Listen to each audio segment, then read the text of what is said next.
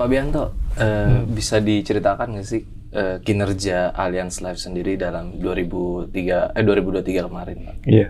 Jadi kinerja kami cukup bagus. Penjualan kami secara umum tumbuh kira-kira 13% dari sisi ANP ya. ANP itu annualized net premium ya. Jadi dari sisi penjualan kami, tentu saja di tengah-tengah ekonomi yang sedikit ada ketidakpastian di tahun 2023 kemarin, itu adalah satu pertumbuhan yang cukup baik sih. Oke. Nah, kalau dari sisi klaimnya sendiri seperti apa, Pak? Dari sisi klaim, terutama klaim kesehatan memang ada peningkatan, dan ini secara umum memang terjadi di industri sih. Pasca keluar dari COVID kemarin, klaim kesehatan memang meningkat. Oke, kalau misalkan kita bicara soal produk unit link dan tradisional itu porsinya sendiri, kinerjanya juga di Allianz Life itu seperti apa, Pak? Yeah. Jadi kalau porsi dari bisnis kami kira-kira 2/3 itu masih unit link ya. Jadi porsinya cukup besar. Tapi kita melihat memang ada pergeseran demand ya dari unit link ke tradisional. Ada sekelompok masyarakat tertentu yang memang ingin produk tradisional. Jadi kami juga ikutin dengan meluncurkan beberapa produk tradisional. Tapi dari sisi Allianz kami masih melihat bahwa unit link ini adalah produk yang bagus. Jadi kami need based lah ya. Customer-nya memang butuh mana, itu yang kami tawarkan. Tetapi lebih dari itu semua yang kami coba lakukan adalah kami coba mapping kan dari target customer kami itu, kelompok customer yang ada di top end itu kebutuhannya seperti apa, menengah seperti apa, lalu yang lewat bank, lewat agency. Jadi di tahun lalu kami meluncurkan cukup banyak produk yang berbeda-beda dan inovatif sih untuk ke segmen customer kita. Bahkan satu hal yang cukup menarik yang saya ingin share di sini, misalnya kita bekerja sama dengan Grab untuk driver Grab, itu mereka lewat aplikasi driver bisa membeli produk asuransi kesehatan di kami yang preminya sehari 3.000. Murah. Itu ya kita sesuaikan dengan cash flow-nya kan, karena supaya lebih teratur pembelian asuransinya, proteksinya dapat dan sustainable ya kita desain seperti itu. Jadi memang kami cocokin ya antara fitur dengan segmen customer yang ada, itu yang membantu pertumbuhan kami di tahun lalu. Nah, itu tadi menarik yang soal kerjasama dengan yang customer untuk Grab ya. Nah, itu idenya dari mana sih, Pak? Itu sebenarnya idenya juga dari kita tukar pikiran dengan tim dari Grab kan, mengenai kebutuhan driver seperti apa, lalu tipikal cash flow dan model penerimaan dari drivernya Grab itu seperti apa. Lalu kita rumuskan produk itu secara bersama-sama sih. Karena kan kalau kita prinsipnya adalah kebutuhan customer-nya apa, itu yang kita buat kan. Bukan kita mau apa lalu kita paksa jual. Nah, itu biasanya memang acceptance-nya nanti jadinya nggak bagus. Oke. Menarik banget. Kalau misalkan tadi kan udah disebutin tuh 2023 ya, Pak. Kalau 2024 tuh prospeknya Bapak melihatnya seperti apa sih? Mulai dari mungkin premi dan klaimnya seperti apa? Gitu. Sebenarnya kalau dari keoptimisan ketika kita masuk ke tahun 2023 dengan ketika kita masuk di 2024, kita melihat 2024 ini punya harapan yang lebih besar dibandingkan tahun lalu sih. Jadi kami tetap berharap bisa tumbuh 2 digit di tahun ini. Bedanya dengan tahun 2023 itu adalah 2024 ini kan kita lihat kondisi ekonomi dunia kan sudah belum kembali normal lah. Tapi kalau dibandingkan dengan awal tahun 2023 udah agak berbalik kan. Kelihatannya suku bunga udah nggak naik lagi itu kan.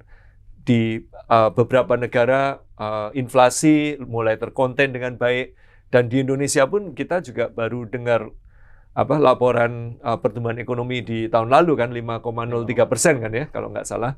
Nah, kedepannya sih kita punya harapan positif juga. Ya ada tahun politik, tapi tahun politiknya kan akan occupy ya kalau nggak Februari ya sampai pertengahan tahun aja gitu. Tapi the rest of the year sudah akan lebih jelas, ya itu mestinya akan mengurangi volatilitas, dan kalau mengurangi volatilitas biasanya pergerakan ekonomi juga lebih bagus, ya kita lebih optimis lah. Mudah-mudahan sesuai dengan harapan. Oke. Kalau soal produknya gimana nih, Pak? 2024 apa yang mau didorong gitu dari? Ya, produk kita terus membaca kebutuhan nasabah. Kebetulan kan November lalu kita sudah ada spin-off antara konvensional dan syariah. Dari produk konvensionalnya ya kita akan terus perbarui produk-produk kita seperti yang sebelumnya. Dari sisi syariahnya, karena kita sudah spin-off, tentu saja nanti juga kita inginnya bisa mempunyai produk-produk yang sebanding lah dengan konvensionalnya. Itu yang kita harapkan. Oke. Nah, dari Allianz sendiri kan tadi udah optimis lah istilahnya untuk mengarungi 2024 ini. Nah, strategi sendiri dari Allianz sendiri itu seperti apa? Jadi kita ada beberapa hal yang jadi tumpuan strategi kita. Pertama adalah strategi distribusi dari produk. Kita punya 2-3 channel yang besar. Yang satu kita sebut dengan agency. Saat ini kita ada 60.000 agent. Strategi kita adalah bagaimana memperkuat kualitas dari agentnya kita, dan kita akan teruskan strategi kita sebelumnya di mana pertumbuhan dari agentnya kita fokuskan di kelompok milenial dan Gen Z, karena ini adalah future-nya Indonesia kan, ya kan. Lalu kualitas juga kita tingkatkan. Bagaimanapun kan dengan semakin matangnya industri asuransi, kita perlu agent yang lebih profesional. Makanya itu yang jadi tumpuan kita. Tentu saja produk-produknya juga kita akan lengkapin. Itu dari sisi distribusi agen. Dari sisi distribusi bank, kita saat ini bekerja sama dengan 15 bank ya, untuk berbagai macam produk. Kita fokusnya adalah untuk bagaimana kita memperdalam relationship dengan bank tersebut, untuk memahami kebutuhan customer bank lebih banyak, sehingga kita bisa mendapatkan bisnis yang lebih besar di sana.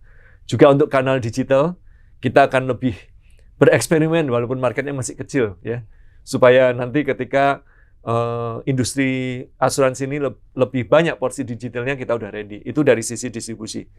Yang kedua dari sisi produk, kita akan terus meluncurkan produk yang sesuai dengan kebutuhan masyarakat di setiap segmen. Kita beroperasi dari segmen yang paling tinggi sampai segmen yang emerging ya istilahnya kita. Itu kita akan tap dengan baik. Dan yang ketiga yang paling penting adalah digitalisasi. Kita akan mendigitalisasikan semua prosesnya kita, baik penjualan, pasca penjualan, klaim dan sebagainya. Tujuannya apa? Supaya lebih transparan, karena dengan digitalisasi kan kita bisa arahkan transparansinya, ya kan? Lebih cepat, lebih akurat, dan lebih uniform lah services yang kita pada nasabah kita. 3 hal itulah. 3 hal itu yang mau didorong ya Pak Iya, ya? betul. Nah, itu kan tadi udah tuh strateginya. Kalau Bapak sendiri melihat tantangan di 2024 tuh seperti apa sih Pak? Apa yang menjadi fokus utama? Maksudnya, wah ini kayaknya bakal mengganggu nih kinerja dari Allianz sendiri kayak gitu. Ya tentu saja di masa-masa sekarang tantangan utama adalah volatilitas kan. Volatilitas walaupun harapan kita itu lebih baik dibandingkan 2023, tapi namanya risiko volatilitas itu masih ada gitu.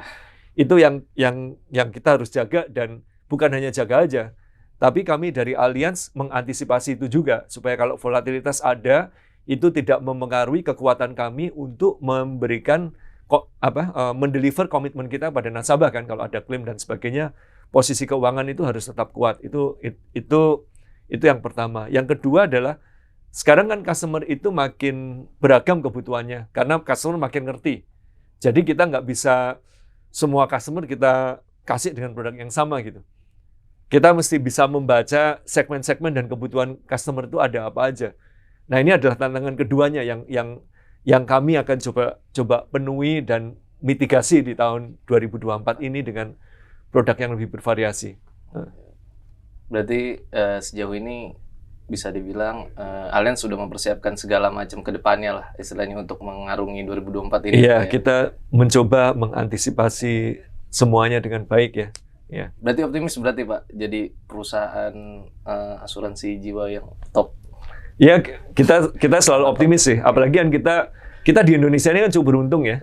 Ada di negara yang populasinya banyak, pertumbuhan kelas menengahnya tinggi ya. Terus orang-orang bilang kita masukin golden generation kan di tahun 2050-an, hopefully ya kita menjadi kekuatan ekonomi 5 besar di dunia. Ada yang bilang 4 besar, ada yang bilang 3 besar, mudah-mudahan ke sana. Jadi ya saya sih optimis ya dengan Indonesia. Karena prospeknya itu konsumennya masih terbuka lebar. Kalau konsumennya bertumbuh ya kita sebagai dari dunia usaha ya akan, kalau kita riding dengan tepat dan mengerjakan sesuatu dengan benar ya mestinya kita akan dapatkan hasil dengan baik sih. Oke. Menarik.